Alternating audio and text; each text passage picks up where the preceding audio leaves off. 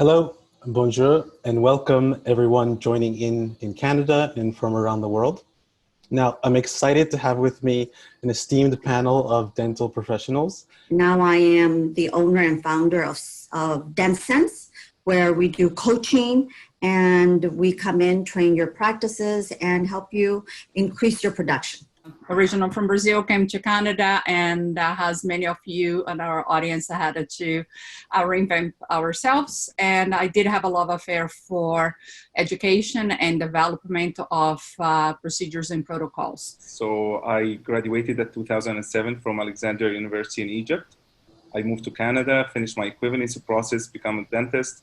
I've been practicing dentistry for the last maybe 12, 13 years. During the first week, if you can take your mind back to the first week of the pandemic, the lockdown started. Yeah.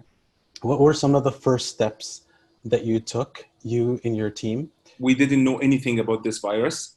There were a lot of different news, lack of information. You don't know what you are dealing with. And the biggest challenge was, how can we move forward, whether we should shut down everything and stop working, or we should move forward and continue doing our services following the recommendation of the government and the RCDSO by providing only emergency procedures. So I decided the following. One of the assistants will be doing the outside work from operatory itself. In the second morning, my name was listed as one of the emergency clinics in the list of the RCDSO in Mississauga. From a psychological perspective, what do you think doctors and team members can do to just deal with these really high levels of stress? Pick a day, 1 or 2 days during the week that everybody gets on Zoom or one-on-one so that you are in constant communication with them. This is an opportunity to really speak to your patients, because if no other time, they're actually paying attention what we have to say. What do you think should be the biggest or the central focus for doctors and for clinics when it comes to infection control? Infection control it starts at the front desk, right at the front door, at the telephone, into the screening. So for me, revisiting your infection control policies and the procedures, thinking granularly, making sure that you do have a step-by-step in a granular level into it.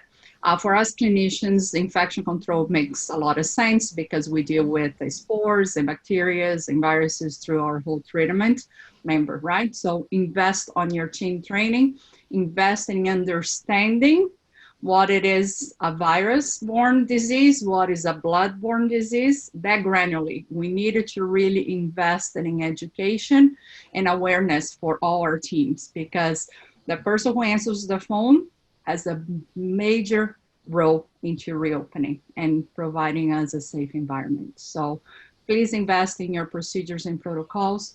For hundreds of emergencies, me and my staff, this is what I was doing.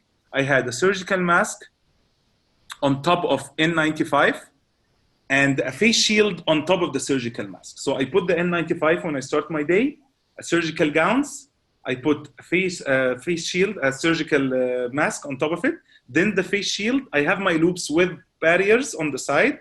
So I'm like, literally, there is no way the N95 inside will have anything like contaminated, because you have 3 layers on top of it to protect it. So be aware of both. It is important. The healthcare aspect of it, of public health, now has been driven a lot more to dentistry in aspect when they come in.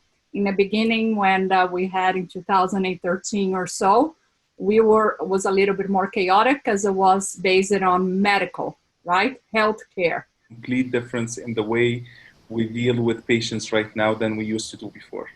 In the past, we used to bring the patient for consultation, spend like 15, 20 minutes discussing what is needed to be done, and then we book the patients for another appointment to do the treatment. Now we don't do this. We want to minimize the number of visits. We started to have longer appointments time because the patient is in the office, that's it. Some doctors are phenomenal. Like I heard the other day, one doctor is taking payments before they come in because he already knows what it is. And I love that, because you know what, the tournament is there. We became a society that I paid before I received something. And sometimes I never received. Ask Amazon, where's my nail? Yeah. If we go back to the way that we were trained in school, this is exactly the way we were trained. This is exactly the measures that we were supposed to take. These are the type of procedures that we were taught to do.